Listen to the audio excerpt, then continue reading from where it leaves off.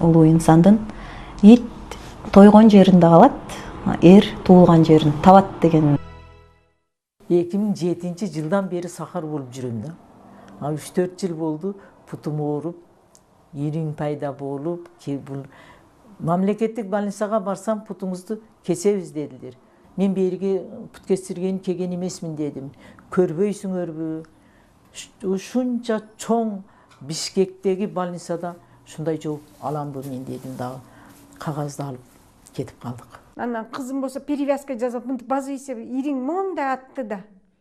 Анан бүт өзүмдү даярдадым, кесет буну деп, уже все, как куда лечить.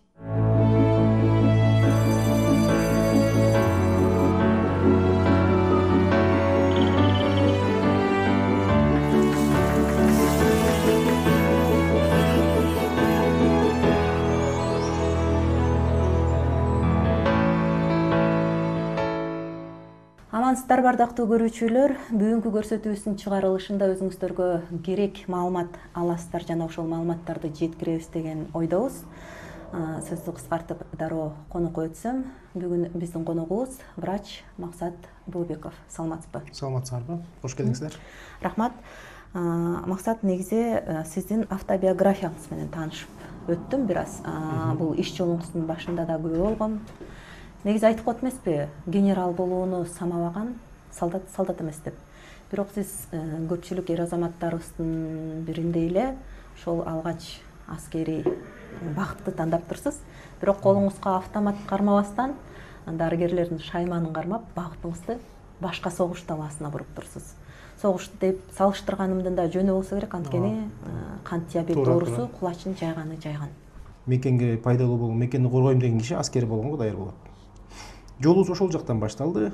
Андан ары ийгиликтүү улантып окуубузду аскер лицейин ийгиликтүү бүтүргөндөн кийин мага Туркиядагы Анкара шаарындагы аскердик жогорку медицина окуу жайына өткөнгө насип болду.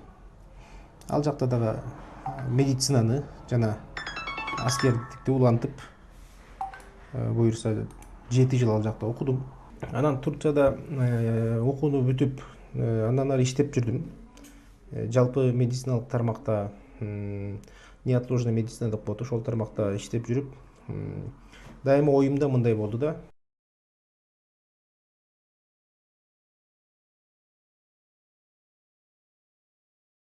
Кыргызстанда кандай кылсак, мен дагы көбүрөөк пайдалуу болом.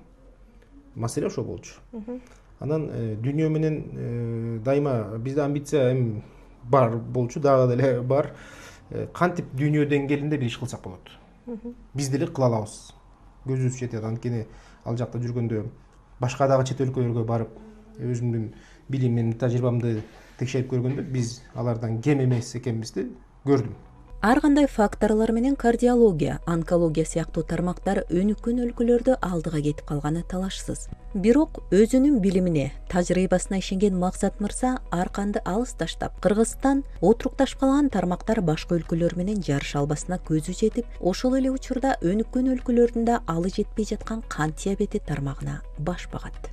Кант диабетинин өзгөчө бир абдан жаман корч кесепети болгон бул диабетикалык бут синдрому деп коебуз.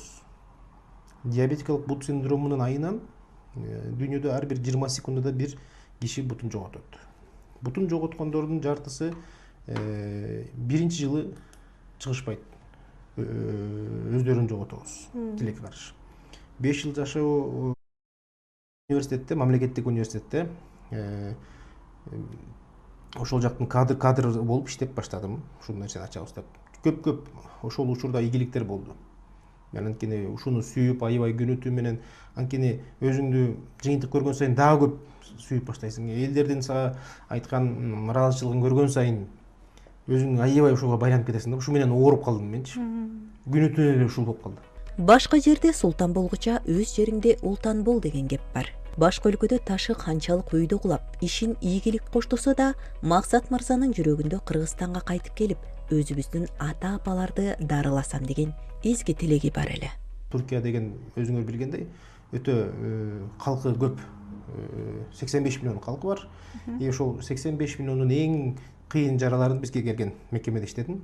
ошентип иштеп жүрүп тажрыйба топтолду. Бул иш тажрыйба менен боло турган иш да. Бул боюнча жеке мекеме ачып, университетте дагы эметип, аябай бүт кылган иштерим кайра кайтып келе баштады. Жыйынтыктарычы. Анан дайыма ичимде бар болчу бул нерсечи. Кыргызстанда ушундай кылганга насип болсо экен. Ушул өзүбүздүн калкыбыздын, өзүбүздүн атабыздын, апаларыбыздын буттарын сактап калсам кандай болот, ошолорду карасам кандай болот деп. Бирок тилекке каршы күнүмдүк жумушубуз менен алек болгондуктан убакыттын кантип өткөнүн билбей калабыз да. Анан баарыбыз билгендей эле пандемия деген бир убакыт келди баарыбызга. Бунун конечно албетте жаман нерсе, бирок мага жакшы таасирлери болду. Мындай жашоо токтоп калды. Ал жактан. Карантин деген нерсе болду. Бир паузага кааласак дагы мындай үйдө карасам, мен көрсө балдарым бар турбайбы, кызым, балам бар турбайбы, бири-бирибизди көрбөй эле жашап жүрүп турбуз да. Ар кимдин өзүнүн рутинасы мененчи. Ооба. Карасам чоңоюп баратышаттыр. Кыргызстан жөнүндө эчтеке билишпейт. Анан ошентип терең ойлонуп баштадым.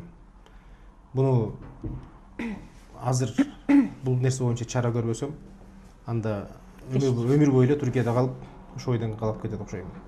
Ичимдеги мурдакы кыялдар кыла албай калам деп радикалдуу чечим берип, акырындан Кыргызстанды көздөй Келдиңиз. иштин баарын бура баштадык. 2007 бери сахар болуп жүрөм да. 3-4 жыл болду, путум ооруп, ириң пайда болуп, бул мамлекеттик больницага барсам, путуңузду кесебиз дедилер. Мен ол врач жаш эле бала экен го, мындай отурган жеринен козголуп да койгон жок. Мен жамандабайм олорду, себеби окуган, билим алган, элге ушундай жардамыбыз берип, элди карайбыз деп ант ичкен адамдар да. Чын дилимден мен жардам сурап, эми жакшы болот деген үмүт менен бардым эле да, десем неме кылбады. Ушундай ордунан туруп, колдо кагазды алдым. Үндөбөй эле алдым дагы, анан мен бериге пут кестирген келген эмесмин дедим. Көрбөйсүңөрбү? Ушунча чоң Бишкектеги больницада ушундай жооп аламбы мен дедим дагы. Кагазды алып кетип калдык. Келиним экөөбүз, үчөөбүз келип эшиктен кирдик. Келиңиздер деди. Максатбекке өтө ыраазы болдум. Себеби эшиктен кирген адамды буудай наның жок болсо буудай сөзүң бар беле деген макал бар Кыргызда. Эшиктен киргенимде келиңиз эже, ким келет деди, мен дедим. 20 жылдан бери сахар диабет болуп ооруп келатам. Анан 5-6 жыл болду буттар менен проблема болуп атат. Бутум заражение болуп, аябай шишип, карайып, бириңдеп кетти. Анан кызыма айттым, кайра врачка барайлы. Буну кезет го деп. ГОСко да жазылдык. Саат 11-ге уже мен даяр болдум, уже бутумду кесет депчи, бутуман айрылганга даяр болдум. Бияка келсек, Максат Бойбекович болсо, эже кетпейсиз деди. Бияка саат 9-та келдик, тиякта 11-ге болчу запись. Кетпейсиз, азыр болсо ар бир мүнөткө силерде неме кетип баратат. Убакыт таар болуп калды дейт. Буну неме дарылаш керек деп кой бербей койду. Азыр болсо бир бармак болсо да 2 бармагымды алып кетти, 2 бармак менен калдым. Айыктым, уже эмне гана өткөн жокмун. Кандай оорудум, жалгыз мен анан бир тууган анын врачтары да билет го.